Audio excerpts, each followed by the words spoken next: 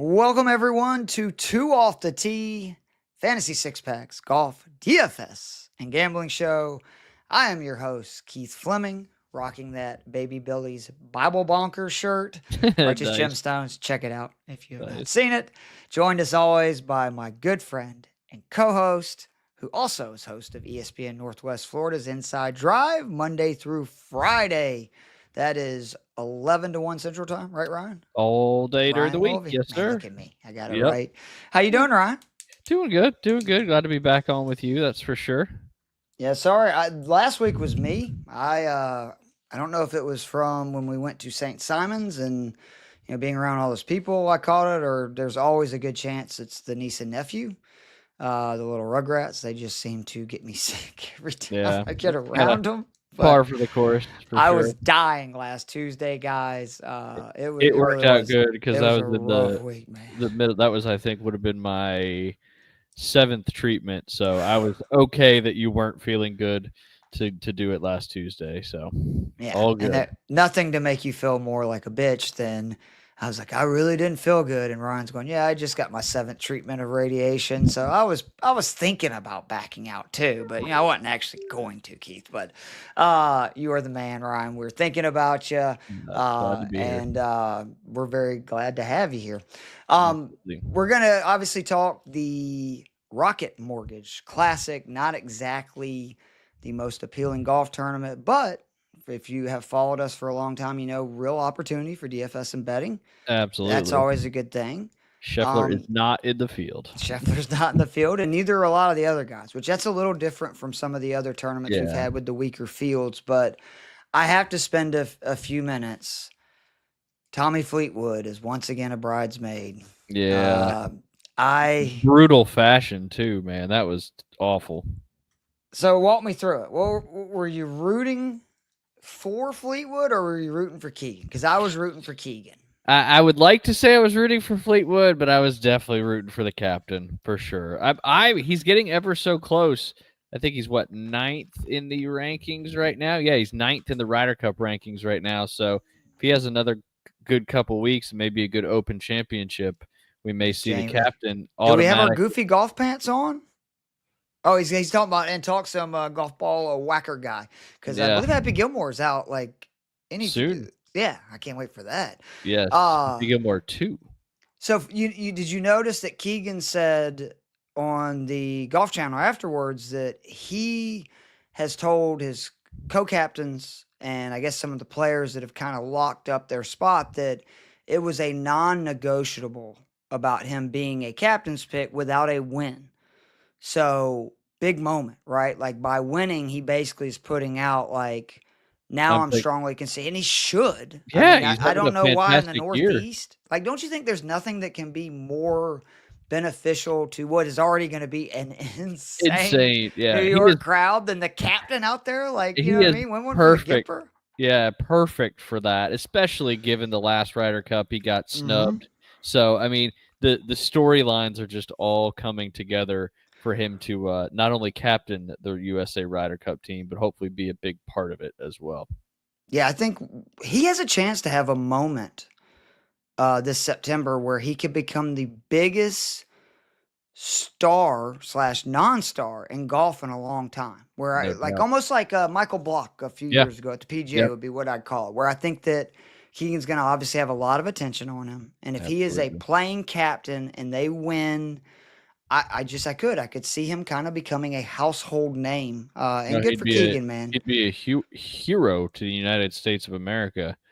Who was the last playing captain? Arnold Palmer. The only reason I know this is because they brought it up on the show before. It was 1973, I believe. Yes. He was all. Yeah, he 1963 actually. Oh, 63. Woo. But you were right there. But geez, that's just a few years ago.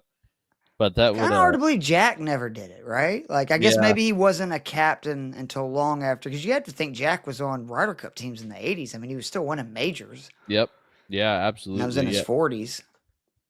Yeah, he probably, I don't know if he ever had, maybe they just kind of waited for him to be done playing to make him the captain, because typically that's how it goes. Obviously, it hasn't happened in that would be 62 years. Wow, yeah. So And they're not getting very younger. The captains seem to be getting younger and younger which on I both think is good. sides. Which I think is I good. agree. No, I do too. I think that they're more connected to the tour players. I mean, that to me, that's what Absolutely. makes sense from the American side is these guys will actually have relationships with these guys, whether Yep.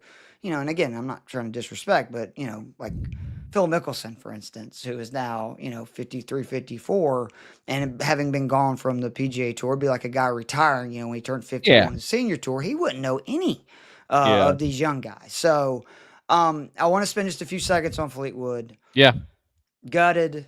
I do feel for him. I really do. I will say though, it's hard to defend you when you hit that kind of shot from 140 yards in the fairway. Right down the pipe, you leave it short. That's nerves. It is. I mean, and I think that's what's always been his. I think one of the toughest things in sports, especially in golf, is to be the best that's never won, whether it's a major, and in his case, whether it's just a PGA Tour event. That pressure is a whole different kind of pressure rather than just trying to win a tournament if you've won before, et cetera, et It's cetera. kind of ridiculous though, isn't it, Ryan? Because it's not like he's never won a significant golf tournament before. Yeah. He's won plenty Yep. of significant golf tournaments in his career, both as an amateur, I believe at a collegiate level. I know he did, obviously, on the DP World Yeah. Tour. He's won huge Ryder Cup matches. Of course. So, in some ways, it's like an arbitrary thing. You know what I'm Yeah. saying? That like we're Yeah, he's making it, won. Yeah.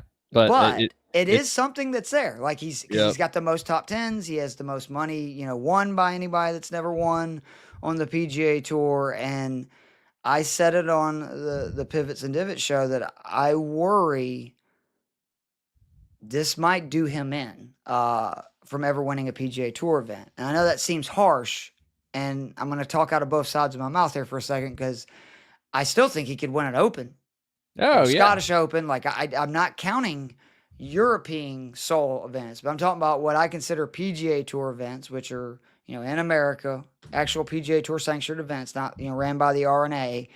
And we saw this with Rory McIlroy at Augusta, that even with one of the greatest players of all time, and even with it only being 9 years, it was just eating at him to the point that, again, Rory tried to give that golf tournament away in a million different manners and did some of the weirdest, dumbest stuff. Like the only thing that might top that 140-yard shot that Fleetwood hit was the 100-yard shot that Rory hit on 18, right, missing the green.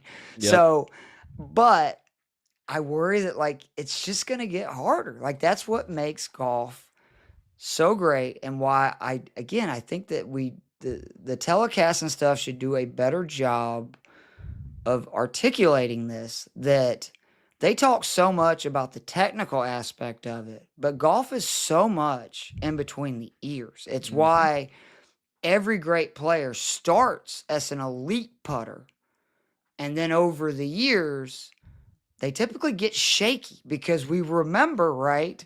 Yeah. It's easier to remember the missed putts than it is to remember the made ones. That's life. That's just That's part of being everything an in adult. life and That's sports. exactly. You always remember the worst things instead of the best things. Exactly. And so it's just human nature, but I don't think they do enough of like I was disappointed they didn't talk about it. Like they should have been talking about his nerves on 18. Like they should have. It should have been like, can you only imagine what is going through Tommy Fleetwood's head, especially once he missed the iron shot, compounded it, with the wedge shot, missing the putt. And I pull for Fleetwood because, for Rory and Colin being little bitches about, talking to the media and stuff, here's a guy that just got his, heart ripped out again. Yep. And he went and took as many questions as they wanted to ask. He's just an absolute class act. So I obviously want Fleetwood to eventually get that W. But I do have serious questions whether or not it's going to happen. I will say in his defense, though, that it's been pretty tough. His last two real legit shots of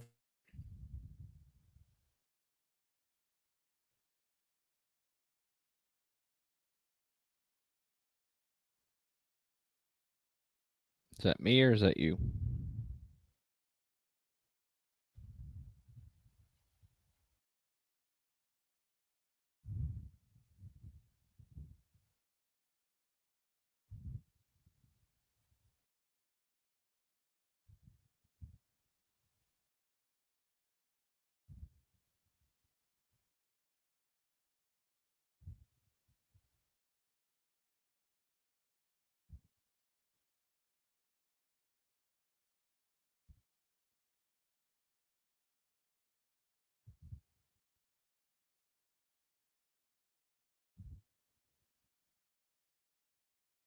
I think just text Keith. I think he had a power outage, but he should be back any second if anybody can even hear me. So we're just waiting for Keith to come back. He was talking about how Fleetwood may not get the dub anytime in the future just because he's had his heart ripped out so many times.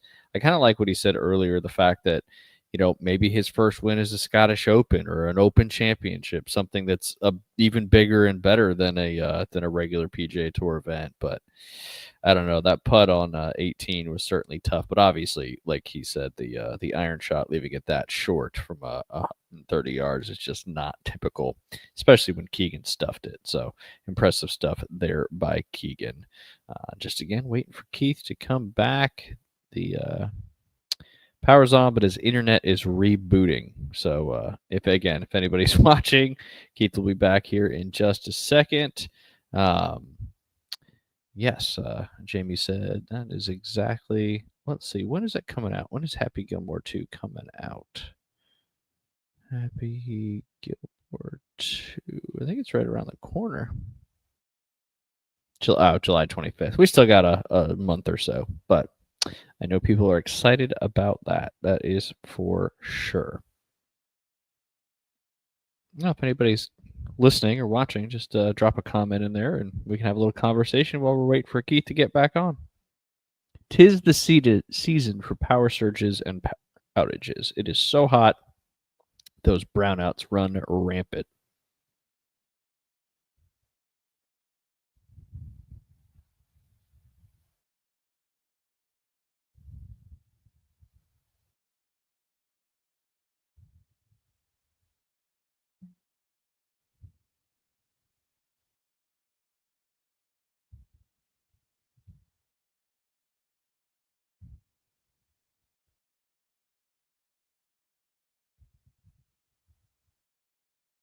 Hey, Ronnie, how are you? If you can hear me, we're just waiting for Keith had a little power surge. There he is. He's back. Well, the one time that I do not have my hotspot up and running, which I normally always do because it's a backup, right? In case what just happened happened. And yeah, you're a moron, Keith. So, what were you talking about there, buddy? I was just rambling on what you were kind of left off there with Fleetwood, and you're worried that this may kind of pull him out of the opportunity to ever win on the PGA Tour. And I was kind of echoing what you said before that, I could see him winning an Open Championship or a Scottish Open, something like that.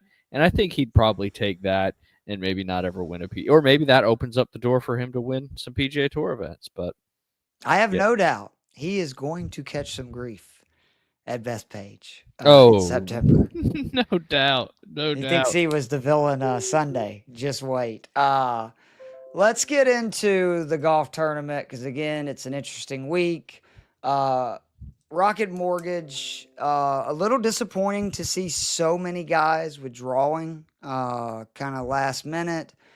I understand it. You got the last major of the season coming up. Like I do. I get it. People are just trying to probably make sure their games are in the right, place. We're coming off this long stretch of either signature or major championship. Yeah. And so I get it. Like the Rocket Mortgage at Detroit Golf Club is probably not on the top of anybody's priority list, but this is a good venue. This is the 7th year that they're having this event at Detroit Golf Club. Big kudos to the PGA Tour for figuring out maybe going to the South in like July or the West. It's not a good idea. If you notice, they've kind of been hanging out in the Northeast. That's like, I always wondered sometimes why they would pick where they would be.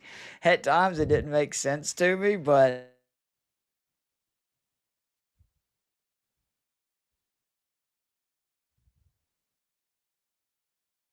potentially win some money. Sorry, did I lose you again? It just froze there for a second, but no, you're good. You're back. There really is a real opportunity to win money because I totally agree. No Scheffler, no like next tier of guys. And again, no disrespect to Griffin and Colin and those guys. Great players, but I'm saying like the next tier, at least the top 10 guys this year, not really there. And there's value. It feels like across the board. We'll get into the betting card and stuff, but for me this week, I feel like in tournaments like this, where again, there's not a very deep field and there's real opportunity, you pick a lane and you drive down as fast as you can. And that's what I'm doing. So let me just go through the few metrics that I leaned into for Detroit Golf Club. First one, this is an easy golf course, 11th easiest over the last 5 years. Obviously, you want players who make a lot of birdies. I looked at birdie or better gained, birdie or better opportunities. Both of those to me are significant. I looked at driver distance this week. This is not a course. I don't care about total driving. I don't care about driver efficiency. I'm more worried about how far do you hit it. There has been a direct correlation with distance with a lot of guys in the top 10 the last few years. And it makes sense because there's basically no hazards. Yeah. And there's basically no rough. So it's straight up old school golf. Bombs away, boys. A part of that is that one of the higher number of approaches from 50 to 150 yards of any venue on tour. You're going to have about 44% coming from that number. I leaned heavily into this. Wedge play, huge deal. Again, another sort of sub-factor of that, par 5 scoring. Again, over 40% birdie or better percentage on these 4 par 5s. So you need to get and eat on the par 5. So I looked at par 5 scoring.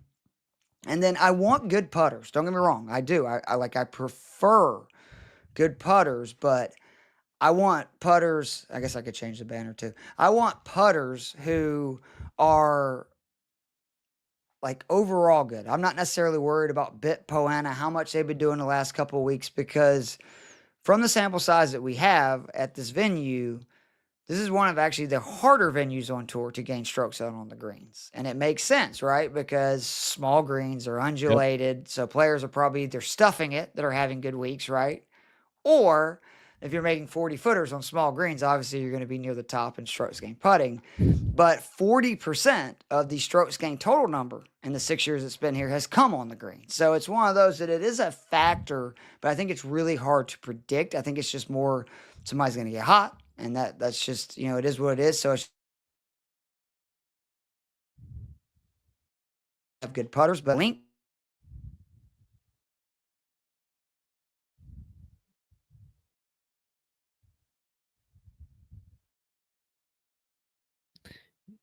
You surging again, Keith? Oh man, tough go up there in the ATL. God almighty, it's pissing me off. There you are. There you are. Where did I end off? Did you hear that? Basically, the synopsis of the players, or no? Yeah, you were talking about the strokes gained putting being oh wow, it went out a second ago. Yeah. Like just to summarize real quick. Yes. Guys that hit a long way. Yep. Guys that are elite from 50 to 150. Guys that make birdies on par 5s. Guys that make birdies in bunches. And then the only exception to that core, because I have a very small core of betting and DFS plays for cash this week, is elite iron and putters. Like that combination of somebody who's an elite iron player and an elite putter. I'm good with those guys. But outside of that, there's a real model that I went after this week, and it's why it's one of the smaller player pools I've had in quite some time, both for my bets and also for my DFS plays. Makes sense. Did I miss anything there? What are you kind of looking at this week? Yeah, I mean, I'm kind of in the same boat. I mean, this is your traditional older style golf course where you can just tee it up, hit it as far as you can, and then go hit it again. It's kind of like what you see in a lot of the college golf courses with these young guys playing on. It's about how far you can hit it and then how close you can get it to the pin, especially these old style small greens. So like you said, driver accuracy may not be as important versus total driving distance because that's going to separate. And it's, 7,300 from the tips in par 72. It's one of the shorter golf courses they've played in several weeks. Isn't it outrageous, Ryan? We're to this point. 73-20. It's nothing. Short. It's like me and you are out there. I'd be hitting driver, 7 wood, lob wedge. Yep, absolutely. Yeah, it's all perspective, but yeah, 73 is short now. But I mean, when you hit 340 in the air, sure. That shortens, and it's your traditional 4 par 4s, 4 par 3s, your 4 par 5s, 4 par 3s, and your 12 par 4s. So it's about as quote unquote normal of a golf course as you'll see on tour. And again, just to reiterate the importance because I know I was breaking up a little bit there. The par fives, 44% birdie or better rate. Yeah. And I'm talking about the four combined, not like one, the four combined. So you've got to get the par fives. Again, 43% of the approaches are coming from 50 to 150. You've got to excel with your wedge game.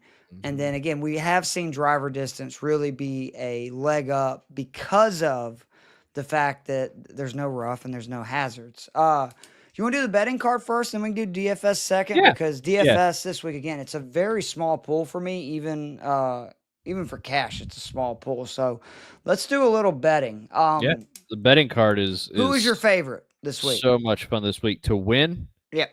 I really like Cam Young at 25 to 1. I mean, you've been saying it. He's due to win a golf tournament, and and if there was a tournament he could win with this field, I think it's this one. Obviously, you like Morikawa being at the top at 850, but I don't. I really like Siwoo Kim as well. He's plus 2250, and those two guys are playing as good a golf as anybody going into this golf course, and they both, like you talk about, kind of fit that mold, especially with the elite ball striking and iron play. Yeah, Siwoo does for sure. Yeah, and Young's got the distance, and he's top 10, I think, in putting this year, which you wouldn't think so based on just kind of watching him. I did not have that on my bingo card, bro. And traditionally, now that's the other thing too with Cam. I didn't put him to win this week. I do like the 5 to 1 you get on him to top 5. Yeah.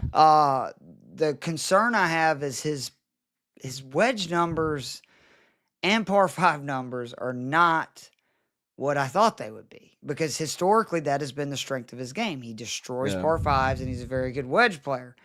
But to your point, I also did not see him being 9th in strokes gained putting at this point of the season. So they just must not show the putts that he makes. I don't know what's going on, but the guy that I have as the only person under 45 to 1 to win on my betting card, Ben Griffin. Yeah, I feel like he is the alpha in this field. And that's no disrespect to Colin, but I mean, we're talking about now 5 straight starts, 14th or better with a win and a runner-up. Yep. And it's not just that. You got to add the caveat. There's actually a reasoning for that, right? Like he had the surgery done on his eyes. Yep. And since that's happened, it's just been like a rocket. And as somebody who was blind and got LASIK surgery, it does make a difference. Like it really does. It was like waking up and seeing a whole new world. So not only that is important to golf. That's for sure. Yeah, for sure. Like and just FYI, if you're out there driving, you might want to get your eyes checked too. It's pretty important for driving too. That was one of the sad things, getting my LASIK done and going, damn, I don't know if I should have been driving at night. What does DraftKings have him at to win? Who? Griffin? Griffin, yeah. 22. And now, granted, with the withdrawals, I don't know if that's changed, but he was 22 to 1 to win. I also have him at 4 to 1 to top 5. And I love the juice on both of those. Yeah, the 4 to 1 to top 5 is pretty fantastic. Hard Rock's a little lower. It's 20 to 1, but and I wonder if part of that, again, you've had like Finau withdraw, like some of the bigger names have withdrew, which I'm sure is unfortunately for us putting the odds down. Yeah. But he's top 35 putting, top 35 approaches. What was I talking about, right? Yep. Like that's the other, because he's not elite distance wise, but hits a ton of green in regulations. This is a course that almost 73% of the greens are hitting regulation. He's 17th on tour in that. He's 26 in par 5 scoring. And then what I really like about it is he's played twice in this event. Now, nothing like out of this world, but 33rd or better in both of them. So you got to think that he's going to get more comfortable each time he plays it. And that means that that's a good thing. I think he's the best play this week. And we'll get to, again, the DK, but he is in 100% of my lineups this week. He's 9,800. I just think that he's not going to miss the cut. I'd be shocked if he doesn't finish in the top 20, top 10 range. And I think he's the most likely person to win. So I'm saving compared to like Colin and Keegan and those guys, almost $1,000. To me, it was a no-brainer. Again, for cash game lineups, obviously if you're doing, MME that's different. Do you have anybody before like that 45 range? Because this is where I kind of pounded in the outright wins was 45 and higher.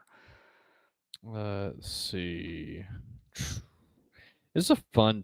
What about? I'm gonna get your thoughts on this. What do you Yeah. think about Luke Clanton at 40-1 and being $9,000 on DK? So he Is he burned. he I just can't. turned pro, right? Right. I can't do the DK. I am strongly considering betting him at 40-1. I mean, The DK is just, again, because I'm doing cash games, I just can't take the risk. I'll let other people, because he's going to be fairly high owned. So, like, oh not yeah, only am I playing him, I'm not getting any advantage. So, yeah, like, in single game cash games, I believe that I'm okay playing people that are high owned. I have no problem with it, but you better be damn certain, right? Like, that they're yeah. That going they're gonna. to play well, make the cut, etc. And Yep, with Clanton, I could see it going either way. I just could. absolutely. I was just Uh, kind of surprised to see his name so I'm high shocked he's up. 40-1 in this field because remember, wasn't he like kind of a ridiculous like 35-1 or something? I thought in a much stronger field just a couple weeks ago. I don't remember that, but I wouldn't put it past you for sure. But the 8-1 to top 5 too for him is pretty juicy. He finished 10th, right? Last year Yep, at this? Yeah.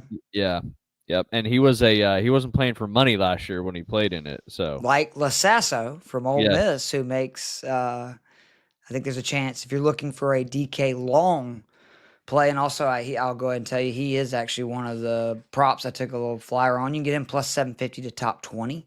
Why ooh, not? Young why kid from not? Ole Is Miss. Throw a little, right. sprinkle a little something on it. That's it. The one outlier from my formula in the bets to win, and I'm talking about guys that either are long, dominate par fives and everything, is Matthew Fitzpatrick, 45-1. The argument against it is Fitz does not typically play well on easy venues. He doesn't. He typically plays much better on difficult venues. But I look at it, he is really starting to play well. He's got 7 straight top 40s on the PGA Tour. His approach and putting numbers are on the rise. And the big thing for me, he is outstanding from that 50-150 number. And he's not going to have to worry about hitting the ball straight this week. Yeah, So I think that's a combo for wonderful. lookout. And I think that you're getting a real value at him at 45-1. I've got him, I believe, 45-1 to win. Yeah, plus 750 top 5, plus 360 top 10. And I like all of those. He's the only one, though, that does not kind of fit my model this week. The rest of the bets to win, these are all guys that either bomb, or actually that most of these guys do bomb it on top of that, play par fives, etc., and are good in that wedge range. Taylor Moore, 55-1. And I also have him at plus 450 to top 10. Look, he's top 10 all 3 years he's played here. You're getting almost 5-1 odds on a guy in an even weaker field in the last couple of years. Like, sign me up. I also like him at 55-1 with that success. He hits at a mile. He's top 20 in driver distance. Stefan Yager, I feel, is the best Oh value yes, on the board this week. I totally agree with that. 70-1 to win, Dang, 11-1 Hard to only got top him 5. 60. He is plus 240 to top 20. I am hitting that with a half a unit this week. He has 2 prior top 10 finishes at this venue. He missed a cut last year. This is a course that should set up for him. The only concern I have is he has not played par 5s well this year, which is really surprising with his game. But he is one of the best players in the world from 150 yards within. And he is top 35 in putting and approach. So I love that. Jake Knapp, every time we get to a venue where you can drive it all over the place and it doesn't matter and distance matters, plus putting is important. I think at Jake Knapp, he finished 31st here in his only start. He is somebody who has one of the higher birdie or better percentage rates on tour. So I love Jake Knapp there. And I basically have 2 flyers or long shots. Lee Hodges, first one, I have him at 100-1 to win, plus 650 to top 10. Hodges, I mean, we've talked about this if you've been following us for a while, because I keep bringing him up because he just keeps being disrespected. He's just a really good player. 31st on approach, 58th putting, top 60 also in driving distance. He's 11th inside 100 yards, so he's going to do well there. He's top 40, both from 125 to 150 and 100 to 125. That's big. And then the big thing for me, first in par 5 scoring. And what do we talk about? Par 5s are huge here. And this guy just dominates par 5s, makes the most eagles, makes the most birdies, has the best scoring average. And then the other guy, when we get to the DK in a little bit, I had a core of like 4 guys that are actually all under 10K that I'm matching with a bunch of guys from 7K range. Because I really didn't go into under 6K plays. But the one exception, Danny Walker, he's 200-1. He meets so much of the criteria that you're looking for here. And he's 6,700 on DK, by the way. He's 39th in driving distance. He's 20th on approaches from 1 to 125. He's 3rd on approaches for 50 to 125. He's 2nd inside 100-yard on approaches. He's 15th in par 5 scoring, and he has the 8th highest birdie or better percentage on tour. So almost everything I read outside of the putting, which he's not a great putter, but this is a course that, again, greens are so small, anything can happen. He fits the bill, and like the value's insane. Getting 200-1 for him. Yeah. I'm going to actually look up the top 20 and top 10 odds. I forgot to do that when I put together my betting cheat sheet, but I have a feeling by the time the tournament Thursday, he's going to be on those as prop bets as well. Yes, let's see. Walker to win, 200-1. Walker is plus 650 to top 20. Oh yeah, that may actually be my biggest bet of the week. I mean, that's on Hard Rock, so it seems like your to win odds are always better. Yeah, but even if it's 5-1, that is juicy in this field. 16-1 to top 10. I don't know if I can do that though, because I've been trying to get better about like the top 10 and top 5s, not taking the flyers, right? Like because. Yeah.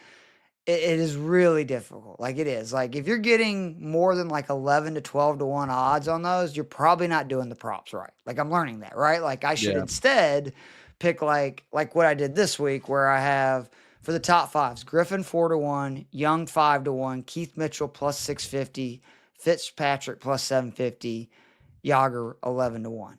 I think all those guys have a good chance to win the event. So that makes them, I think, really good odds with all of them getting 4-1 or more, and especially like when you're getting a Yager at 11 and Mitchell plus 650. This is a Keith Mitchell golf course, by the way. Yeah, no doubt. And then the top 10 again is where like Fitzpatrick plus 360, Moore plus 450, Hodges plus 650. And the top 20 is where I take those chances, where I have like Lasasso at plus 750. I'm going to add Walker, and I had Cristobal del Solar at 16-1. To top 20, which that seems kind of intense when he is one of the best putters on tour. He drives it far, and he's not going to have to worry about being inaccurate, which he normally does. So 16-1 to top 20, like sign me up. Why not? Put 0.1 unit on it. That's it. Might as well. You got any other bets you like before we get into the DFS stuff? I kind of always bet while we're talking about it because it just makes more sense. Are you on Woodland again this week? Yes, because he does fit the bill. He's very good wedge player. I got Woodland plus 850 to top 10. Oh, that's pretty good value. Yeah, Woodland plus 850 to top 10. Lee Hodges plus 8-1 to top 10. I like that too. Taylor Moore at plus 650 to top 10. Fun fact about Lee Hodges is we used to host a Hooters Tour event at the course I worked at in South Carolina, and I think it was the second year we hosted it, the Candy Waters Memorial Classic. He won that tournament, so I've always respected Lee. And back then when first place was $20,000 to win a Hooters Tour event, and if you didn't finish in the top 3, you were losing money that week. Yeah, like people do not understand that. I think about like professional golf outside of the main tours. There's a ton of tours still, but like a lot of satellite tours. It's basically like a poker tournament, people. Yeah, you either win, literally all the purse is coming from you. So you're either paying a lot to go play in it and lose, or either, like I said, you're coming home with, again, nothing, too soon. At least with the poker tournaments, the prizes are usually huge because there's 1,000 players or whatever. In these golf tournaments, if you get 50, you're great. Yeah. Any other guys you like? Because the other names like that I just kind of had circled a little bit. Sammy Valmaki, who I know it's been rough the last couple of weeks for him, but those are venues that didn't fit him very well at all, because you had to drive it both long and straight. like the PGA Championship, stuff like that.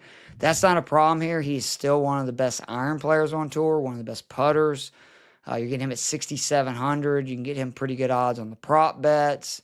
Alex Noren is somebody who, again, in a field where there's not a lot of dogs, he's got a lot of experience, right? Like it would not shock me if he won this event at all. Now he's not on my betting card, but I do want to just point out it would not shock me at all if he won this event. And then Alejandro Tosti is somebody that, and Cam Champ, just clicking his name. Every time I get to these courses where you can just bomb away and there's no real penalty and it's an easier course, Cam Champ and Toasty should always be at least in the back of your mind. So I would consider them for, like DFS multi-entries, and I don't hate, maybe doing some prop bets on them.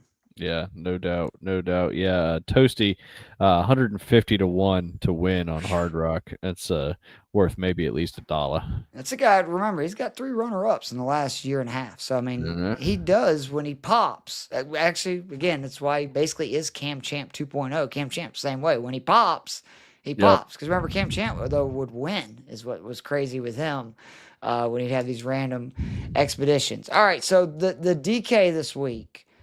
I have really kind of zoned into it after, having a great week a couple of weeks ago. I am now just basically doing the $200 single entries, $200 single entries each week. If I have one more week like I did where I won the 12K, what was that, 3 weeks ago, we will up it again. But until then, I want to play it safe. Because again, I mean, a good week with, multiple 200 and 100 single entries, I could have a great week, but I'm in this for the long haul. I want to keep building a bankroll. I think y'all that have followed me from the get-go know that's my goal. That is what I'm trying to do. I'm not trying to get rich quick because I don't think you can. I mean, you can, but I think you got to be lucky to do that, and I'm trying to actually do it, the right way. Strategically, right? Strategically, building it up. So this is one of the few events where even though I like to have a small core in general, this one is even smaller than normal. Like I said, Griffin is in basically every lineup with some kind of combination of Cam Young, Keith Mitchell, Matthew Fitzpatrick. Typically 2 of those guys. And then because of their price points, I can then pound that 7K range that I love, which is Grillo, Knapp, Hodges, Moore. Like all those guys are in that 7K range, Yager. And that's basically what the lineups are this week. It's just a ton of those combinations. And I'm hoping that I get one of them right is the way I'm looking at it. But I could get burned, but I'm with you on Cam. Like, again, I don't know if I could bet him to win just because he hasn't won. Yeah. And it's almost to a point where it's like, dude, I know it's a weak field and stuff, but it's like, can I really bet you to win at 30 to 1 odds when you never won? But I feel very good about putting him in DK cash lineups. And I feel very good about betting him to top 5. Like, the dude is definitely trending in the right direction. My only concern with him would be, again, is the wedge play. We'll see if I end up having this much Fitzpatrick, because I really think Mitchell is a safe play. Like, I really think the safe play in DK for cash this week is to go Mitchell, Griffin, and then build your lineup with that 7K range. You might can even get into one of the guys in the 8K range if you want to. I just have a hunch about Fitzpatrick. It looks like his ownership is going to be down, and that's why I'm kind of, leaning into him, quote unquote. Yeah. But it's a very small card for me, which is scary because that means it's going to be a really good week or a really bad week. Yeah, but if it works out, then it's going to be a really good week all around. That's what we're hoping. Yeah. Yes, that's obviously that's what dream. you're. Yeah, that's what you're good at. That's why you're here talking about it. That's for sure.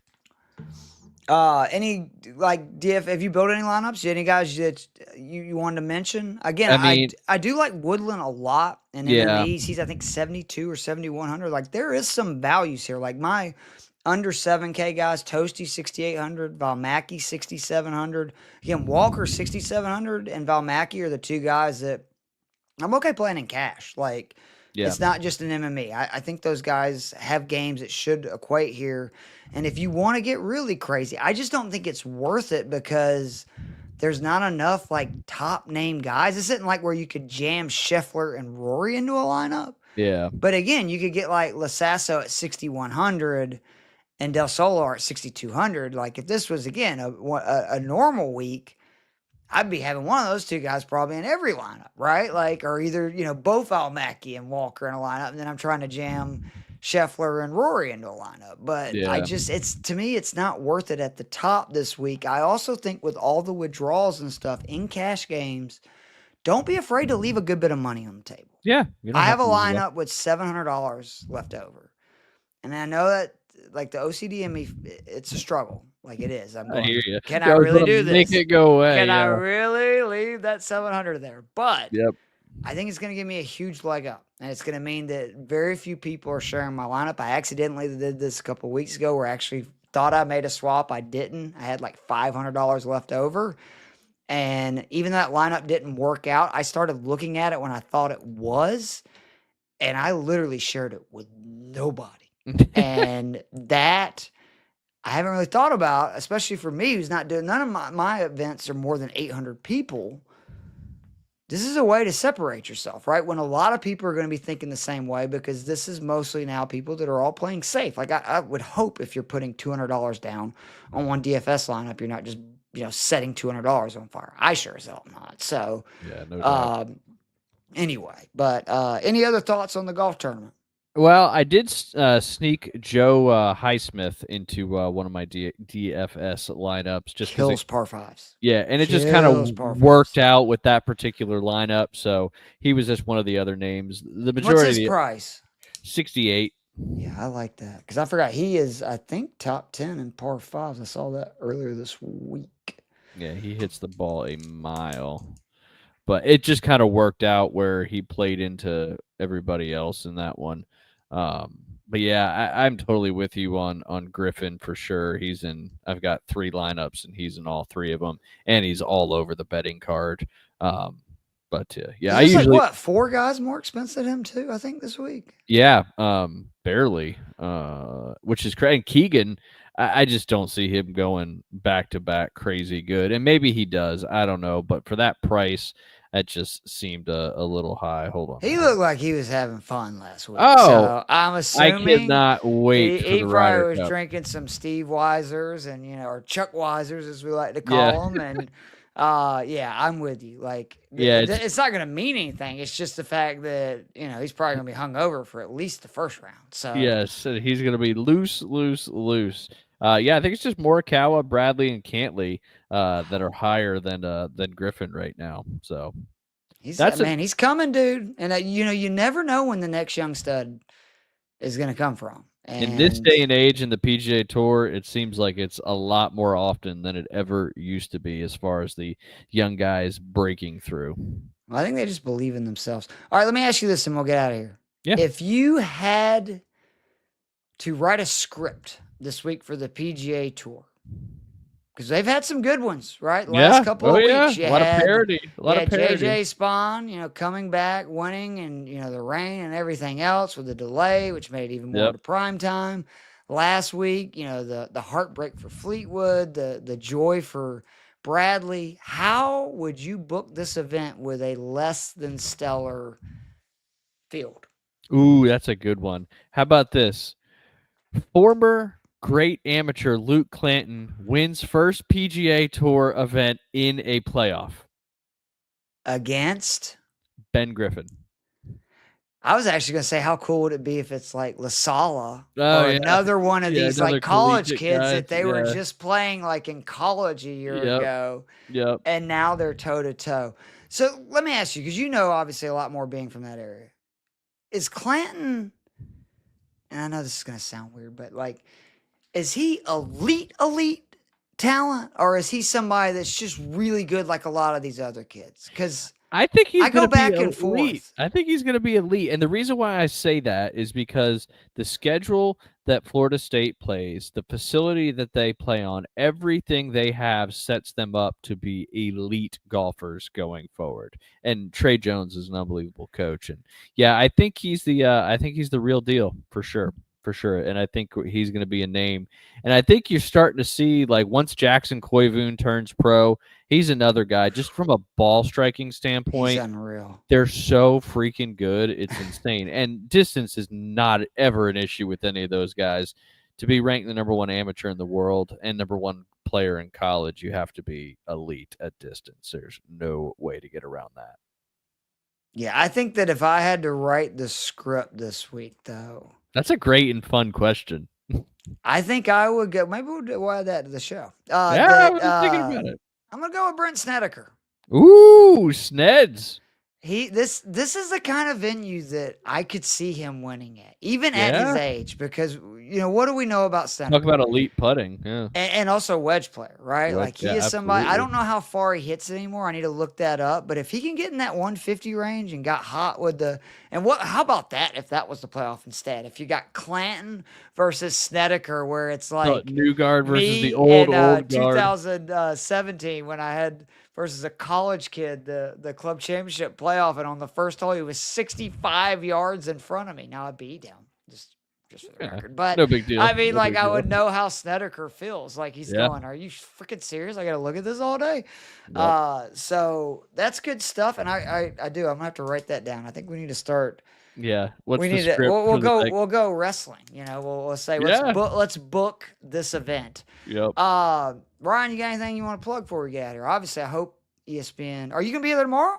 Yeah. I was there today. Yeah, so Today we're was my back on first the day back. radio. Yep. Let's do this. My last it was May 29th to June 24th. That was my my Yeah. break. It's just like riding a bike, so hopped right back in there, and we'll be looking forward to having you on tomorrow. But yeah, just ESPN Northwest Florida. If you know anybody down here in my neck of the woods, or if you know anybody on the corporate world that's looking to do some sponsorships, we'd love to talk to them and love to have them. That's for sure. We do have Hard Rock as a partner with us, or Hard Rock Bets, I should say. So And what is it? The golf studio? Is that right? Or it's the Golf Plus Golf studio. Plus? Sorry, Golf I Plus. should He's get that he's right. a really, really awesome golf shop here in Panama City Beach. Alan Watson and his crew do a wonderful job. So he's our That's studio awesome. sponsor. So I just want to show them too that you get plugged on here too. Yeah, if you yeah. want to sponsor the ESPN show. Yeah. You want to do some football tomorrow too, or just golf? Yeah, we can do football too. That'd be fun. It's I think 72 days till NFL kickoff. I think that's what I said this earlier today. Or maybe we can talk the Hawks getting Krista Porzingis. Oh, there you go. Uh, Draft is tomorrow, I believe. tomorrow right? night. Yes. Is I it tomorrow or believe. Thursday? It's one of the two. I know for sure. I don't remember. One of the 2 days, but it'll be interesting to see if there's any I'm more. boycotting this year's draft because I think it's rigged. There's no way that what Dallas did, and then they get the number one pick. Like it just like it's just. I'm sorry. Like I'm a numbers guy. There's no freaking way. Like it was less than 1% that would happen. It just felt like that was the league saving the Dallas franchise, itself, right? Yeah. essentially. So. Because obviously they want Dallas to be a good team. It's a huge market. So big market. I will send you some football topics. Be sure to check out all the great stuff on Fantasy Six Pack. If you're not subscribed to YouTube, please do so. And again, you can just go to fantasysixpack.net/golf. And Bond has been great enough to just literally create me my own page where it has literally just in boxes, cheat sheet, DFS, betting, course preview, my model. Now, the only thing that is now not behind the paywall is the preview article, but if you'll use the code F6P PGA, you get 15% off. You're paying like $8.50 a month, plus you get all the fantasy football and everything else.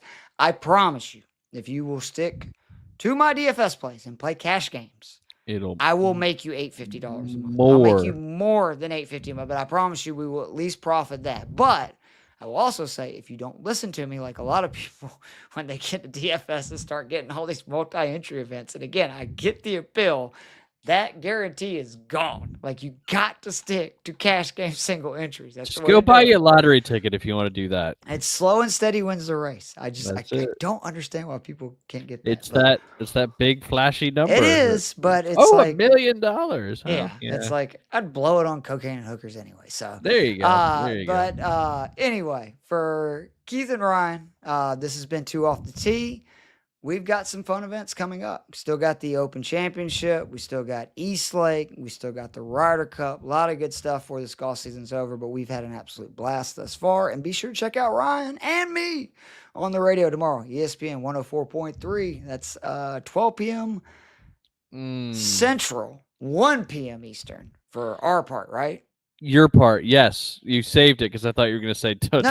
I don't care about the rest of the show, Ryan. I'm just talking about when I'm 12, or excuse me, 1 to 1:40 in the Eastern time zone, 12 to 12:40 here in the Central time zone. I'll be to share that out as well. And also, I'll text you offline. I got one to ask you something. But anyways, I hope you guys are good. You have any questions, as always, hit me up in the Discord.